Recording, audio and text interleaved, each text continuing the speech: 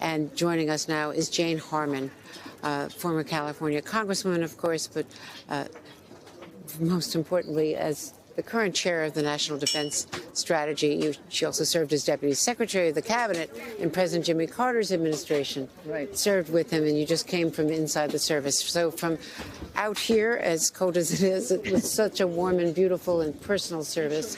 What struck you most, Jane? Multiple things, but the Carter grandchildren hit it out of the park. And when Garth Brooks sang, it was ethereal. I also thought Joe Biden did very well, extremely well.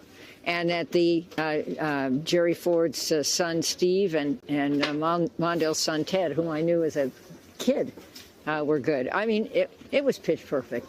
And Jimmy Carter might have hated the pomp, but he would have loved the message. Well, I think he designed all of this himself, so he wanted this. He wanted this tribute to the presidency and to the transfer of power and all of this means and the successions. But also, Stu Eisenstadt really struck me, and you know him so well from your work in foreign policy and his work, and it was just a beautiful eulogy about Jimmy Carter, the Renaissance man. Oh, I agree with that. Stu and I met when we were college interns in Washington in the 60s, if you can believe that. And he was indispensable to Jimmy Carter, starting when Carter was governor, and was the right choice for this, and wrote a book about this. Right. And I agree. I should have mentioned him as well. I thought he was excellent. I don't think there were any mistakes. And certainly Biden's message was aimed at a certain person in the room, and I thought that was fine.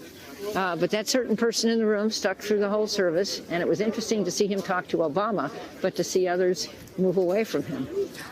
Donald Trump and President-elect Trump and Barack Obama talked very jovially. There were humorous exchanges. But you're right, there was no communication other than a handshake between Mike Pence and Donald Trump. Well, and I got a kiss from Mike Pence. He's an old friend of mine. We served 5 terms together in the House. Right. Absolutely. And, you know, the message shouldn't be missed. Not just the pomp and circumstance, but the fact that our country transitions power and honors presidents who came before. And it couldn't have been done better than it was done today. You're speaking about the music. Jonathan Alter, who's here with us and wrote the Carter biography, pointed out that not only is every selection meaningful to Jimmy Carter, Imagine, you know, John Lennon, John Denver, but I was wondering about the selection from Tristan and Isolde by Richard Wagner in the procession coming in. And Jonathan, jump in here.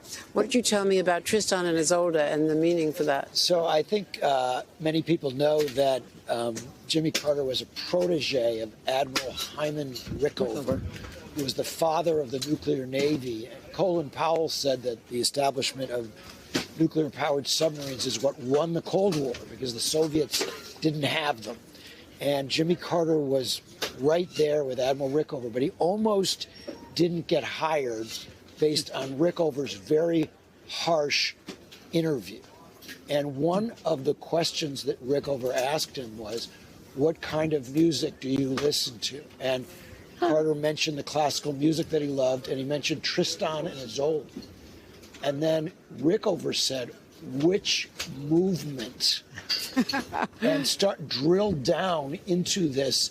And if Carter hadn't answered the questions properly, history might be very different. Well, we're seeing now the motorcade, by the way. It's just driven past the Washington Monument. It's all extraordinary thinking about Jimmy Carter leaving Washington for the last time. When he came to Washington out of Georgia, you know, described as a peanut farmer, derided by some. His staff were very Georgia friends and advisors, and they were ridiculed by some in Congress, even some Democrats. There was some tension initially with Tip O'Neill, the then Speaker of the House. And with Robert Byrd, too. And with Robert Byrd, the majority leader in the Senate.